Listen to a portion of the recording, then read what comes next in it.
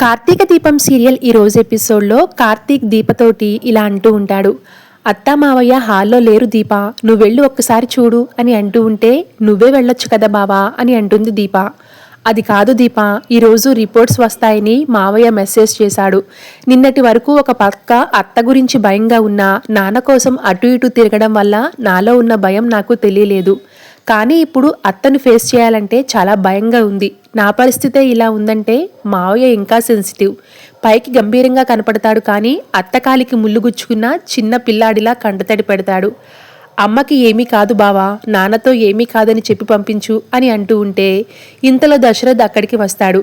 కార్తీక్, హాస్పిటల్కి వెళ్దాం, ఒక్కడినే వెళ్దాం అనుకున్నాను, కానీ తోడుంటే బాగుండనిపించిందిరా. అక్కడ డాక్టర్ గారు మన కోసం వెయిట్ చేస్తూ ఉంటారు. రిపోర్ట్స్లో ఏముందో తెలియదు, ఆవిడే చెప్పాలి. నువ్వు కార్తీక్ అని దశరథ్ చెప్పి వెళ్ళిపోతాడు. దీపా, నేను మావయ్య వెళ్తున్నాము, నువ్వు అనవసరంగా టెన్షన్ పడి ఫోన్ చేయకు, ఓకేనా? అలాగే బావా, త్వరగా వచ్చేయి. వెళ్ళేది హాస్పిటల్కి, ఎంత టైం పడుతుందో తెలియదు కదా. నువ్వు టెన్షన్ పడ్డావంటే నీకే ప్రమాదం, అది గుర్తుంచుకో. నాకేం కాదు బావా, నువ్వు వెళ్ళు అని దీప అంటూ ఉంటే, అత్తకు కూడా ఏం కాదు, ఓకేనా అని చెప్పేసి కార్తీక్ వెళ్ళిపోతాడు. ఇక కార్తీక్, దశరథ్ ఇద్దరూ కూడా హాస్పిటల్కి వెళ్తారు. దశరథ్ కంగారు పడుతూ ఉంటే, మావయ్య నువ్వేం టెన్షన్ పడకు, అత్తకి ఏమీ కాదు, స్పెషలిస్ట్ వచ్చారన్నారు కదా, ఆవిడ ఏం చెప్తారో చూద్దాం అని అంటూ ఉంటే, ఇంతలో ఒక డాక్టర్ వచ్చి, సార్ రండి, హారిక గారు లోపల ఉన్నారు అని కార్తీక్ దశరథ్ని డాక్టర్ దగ్గరికి తీసుకుని వెళ్తాడు. డాక్టర్, నా భార్యకి మేజర్ ప్రాబ్లం ఏమీ లేదు కదా అని కంగారుగా దశరథ్ అడుగుతూ ఉంటే, రిపోర్ట్స్ అన్నీ చూశానండి అని డాక్టర్ చెప్తూ ఉంటే, మీరు ఒక్కరే రండి అని చెప్పేసరికి మీరు ఏం చెప్తారోనని చాలా భయంగా అనిపించింది డాక్టర్ అని దశరథ్ చెప్పేసరికి, మీరు టెన్షన్గా ఉన్నట్టున్నారు, ముందు వాటర్ తాగండి అని వాటర్ ఇస్తారు డాక్టర్. ఇతను మీకు ఏమవుతారు అని డాక్టర్ అడిగేసరికి, తన పేరు కార్తీక్, నా చెల్లెలు కొడుకు, నాకు మేనలుడవుతాడు. పేరుకు మేనలుడే కానీ నాకు కొడుకు లాంటివాడు. ఇల్లు వేరేగా ఉన్నా మేమంతా కలిసే ఉంటాం. నిజం చెప్పాలంటే నాకన్నా ఎక్కువగా ఈడే మా ఇంట్లో ఉంటాడు. చెప్పండి డాక్టర్, నా భార్యకు ఏమైంది అని దశరథ్ కంగారుగా అడుగుతూ ఉంటే, ముందు మీరు టెన్షన్ పడడం మానేయండి, ఎందుకంత స్ట్రెస్ తీసుకుంటున్నారు అని డాక్టర్ అంటూ ఉంటే, ఇక వేరే డాక్టర్ని, ముందు మీరు దశరథ్కి బీపీని చెక్ చేయండి అని చెప్పేసి దశరథ్ని బయటికి పంపించేస్తారు. మీ మావయ్య గారు చాలా టెన్షన్ పడుతున్నట్టు ఉన్నారు అని డాక్టర్ కార్తీక్తో అంటూ ఉంటే, మా మావయ్యకి మా అత్త అంటే ప్రాణం, ఆవిడికి ఏమైనా జరిగితే తట్టుకోలేరు డాక్టర్. మొన్న మా అత్తకి టెస్టులు చేయిస్తున్నప్పుడు సుమిత్ర గారికి హెల్త్ సరిగ్గా లేనట్టుంది, మీరన్నిటికీ సిద్ధంగా ఉండండి అని చెప్పారట. అప్పటి నుంచి ఏ వార్త వినాల్సి వస్తుందోనని ఆయన భయపడుతున్నారు అని కార్తీక్ చెప్పేసరికి, అందుకే ఆయన్ని ఇక్కడి నుంచి పంపించేశాను అని డాక్టర్ చెప్తుంది. మా అత్తకి ప్రాబ్లం ఏమీ లేదు కదా డాక్టర్ అని కార్తీక్ అడుగుతుంటే, ప్రాబ్లం ఉంది అని డాక్టర్ చెప్తుంది. ఇక మరోవైపు పారు జ్యోత్స్నతోటి, కాశీగాడు గురించి ఏం ఆలోచించావు అని అడుగుతుంది. అది అనుకోగానే అయ్యేది కాదు అని జ్యోత్స్న రూడ్గా సమాధానం చెప్తుంది. నువ్వు అనుకోగానే స్టేషన్కి వెళ్ళాడు కదా అని పారు గట్టిగా అరుస్తుంది. ఇంట్లో ఎవరైనా వింటారు అని జ్యోత్స్న కంగారుగా అనేసరికి, ఆ మాయలోడు ఇంట్లో లేడు, బయట కారు కూడా లేదు, ఇంట్లో మీ నాన్న కూడా లేడు అని పారు చెప్పేసరికి, పని మనిషిని పిలిచి ఎక్కడికి వెళ్లారో అడుగుదాం, ఊరికే పిలిస్తే ఎలా అని చెప్పేసి, వంటలక్క స్ట్రాంగ్గా కాఫీ పెట్టింది తీసుకురా అని పారు అంటుంది. దాంతో దీప కాఫీ తీసుకుని వస్తుంది. ఇక దీప వైపు పారు చూస్తూ, కళ్ళేంటి అంత ఎర్రగా ఉన్నాయి, రాత్రి నిద్రపోలేదా? నువ్వు నీ మొగుడు కలిసి నా మనవడిని బలిపశువుని చేసి స్టేషన్ పాలు చేశారు కదా, బాగా నిద్రపట్టు ఉండాలి. ఆడబడుచు మొగుడు స్టేషన్లో ఉన్నాడన్న బెంగే లేదు. మామగారు వచ్చాడు చాలనుకున్నారు, సిగ్గు లేకుండా రెండో పెళ్ళాన్ని వాడి కూతుర్ని ఇంటికి పిలిపించి మరీ విందులు చేసుకున్నారు. సరే, మీకెవరికి కాశీగాడు అక్కర్లేదు, ఆ స్వప్నకి ఏమైంది? మీరైనా చెప్పాలి కదా, మొగుడు అక్కర్లేదు అనుకుంటుందా? ఒకడు పోతే ఇంకొకడు చేసుకుందాంలే అని జ్యోత్స్న అంటూ ఉంటే, అమ్మాయి గారు అని గట్టిగా అరుస్తుంది దీప.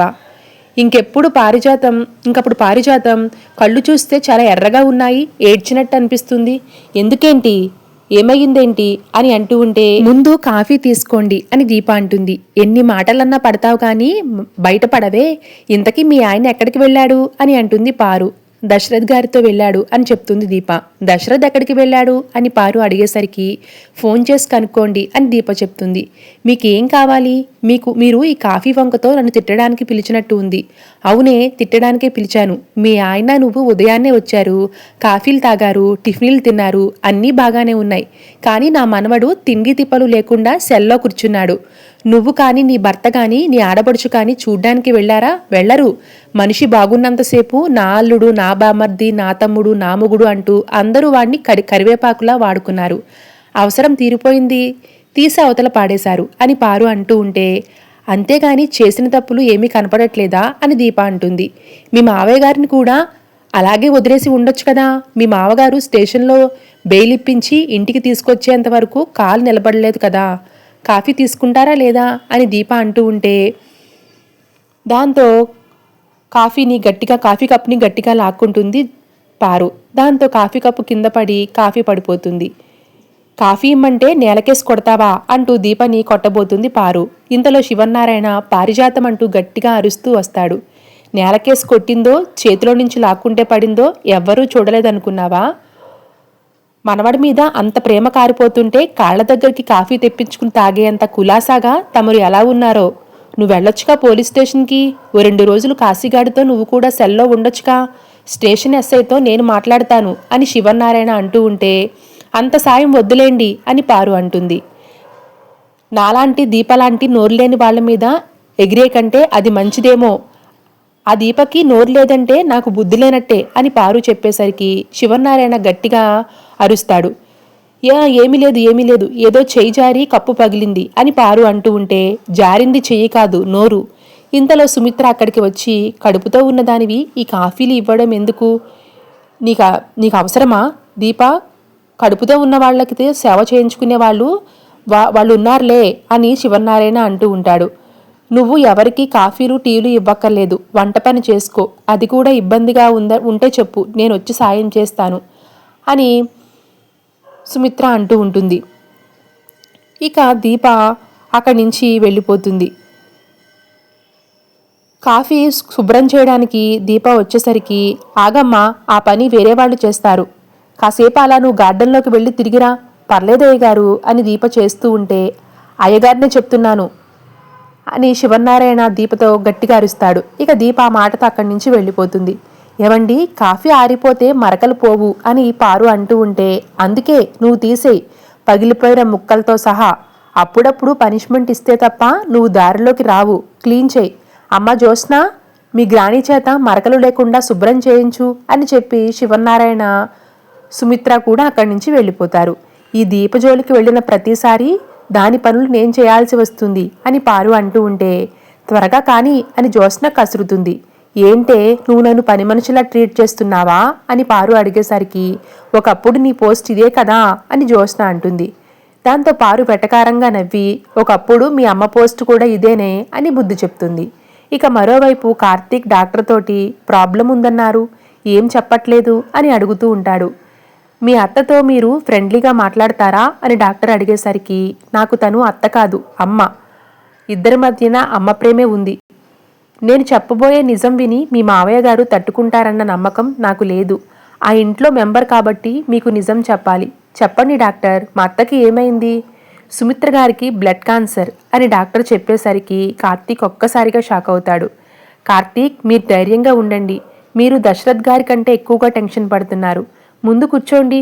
ఇప్పుడు ఏం చేయమంటాడు డాక్టర్? మా అత్తను మేము ఎలా కాపాడుకోవాలి అని కార్తీక్ అడిగేసరికి, ఇప్పుడు నేను తనకి కొన్ని టెస్టులు చేయాల్సి ఉంది కార్తీక్. అది కంప్లీట్ చేసిన తర్వాత ఈ ప్రాబ్లంకి ట్రీట్మెంట్ ఏంటి, ఏం చేయాలి అనేది చెప్తాను. దానికి 2 days టైం పడుతుంది. కానీ మీ అత్తకి వచ్చిన బ్లడ్ క్యాన్సర్ ట్రీట్మెంట్ చేసే దశలోనే ఉంది. 2 రోజుల్లో సుమిత్ర గారిని హాస్పిటల్లో అడ్మిట్ చేయాలి. మీకు ఈ సమస్య ఉంది అంటే పేషెంట్ ఎలా రియాక్ట్ అవుతారో తెలియదు. మీరే ఇలా ఉన్నారంటే ఇంట్లో వాళ్ళు తట్టుకోలేరని అర్థమవుతుంది. మానసికంగా ధైర్యం లేకపోతే మనిషిని కాపాడడం కష్టం.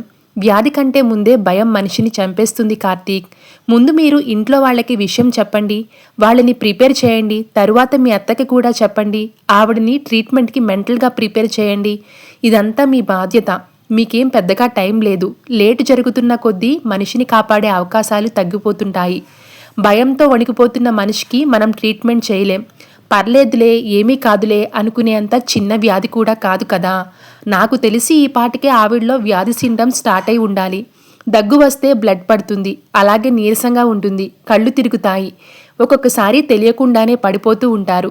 వీలైనంత త్వరగా ట్రీట్మెంట్ స్టార్ట్ చేయాలి. అందరినీ మానసికంగా సిద్ధం చేస్తే ట్రీట్మెంట్ ఏంటి, ఎలా చేయాలి, ఏం చేస్తే ఈ ప్రాబ్లం నుంచి బయటపడొచ్చు అనేది నేను చెప్తాను. అలాగే డాక్టర్ అని కార్తీక్ అంటూ ఉంటే, ముందు మీ కంట్లో నీళ్లు తుడుచుకోండి అని డాక్టర్ చెప్తుంది. ఇప్పుడు మనిషికి వచ్చిన అన్ని రోగాలకి మనిషిని కాపాడే విధంగా వైద్యరంగం ఉంది. మందులు వ్యాధిని మాత్రమే తగ్గిస్తాయి, భయాన్ని కాదు. ముందు మీరు నిజాన్ని డైజెస్ట్ చేసుకోండి, సమస్యని అర్థం చేసుకోండి, అందరినీ ఎలా ఒప్పించాలో ఆలోచించండి. నేను కొన్ని మెడిసిన్స్ రాస్తాను, ఈ 2 రోజులు మీ అత్తతో వాడించండి. చూడండి కార్తీక్, మీ లోపల ఎంత బాధ ఉందో నేను అర్థం చేసుకోగలను, కానీ ఇది వాస్తవం, దాన్ని మీరు ఫేస్ చేయాల్సిందే.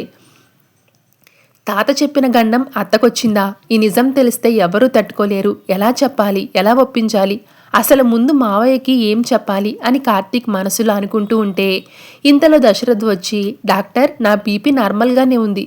గుడ్ దశరథ్ గారు అని డాక్టర్ చెప్పేసరికి, నా భార్య సుమిత్రకి ఏం జరిగిందో చెప్పనే లేదు అని దశరథ్ అడుగుతూ ఉంటే, ఏం కాదు, ఏం లేదు మావయ్య, చిన్న ప్రాబ్లం అని కార్తీక్ అంటాడు. చిన్న ప్రాబ్లం ఏంట్రా అని దశరథ్ కంగారుగా అడుగుతూ ఉంటే, జనరల్గా వచ్చే ప్రాబ్లమ్స్ మావయ్య, ఒక వయసు వచ్చిన తర్వాత రావా ఏంటి, మెడిసిన్స్ వాడితే సరిపోతుంది, రా మెడిసిన్స్ తీసుకుందాం, ఉండ్రా డాక్టర్ మీరు చెప్పండి అని అంటూ ఉంటే, దశరథ్ గారు అన్నీ మీకు ఆయన చెప్తారు, కార్తీక్ చెప్పిందే నమ్మండి, మరి నన్ను ఒక్కరినే ఎందుకు రమ్మన్నారు అని దశరథ్ అడిగేసరికి, ఏమీ లేదని చెప్పడానికి, మనం బయటికి వెళ్ళి మాట్లాడుకుందాం పద మావయ్య అని దశరథ్ని బయటికి తీసుకుని వెళ్ళిపోతాడు కార్తీక్. Thanks for watching.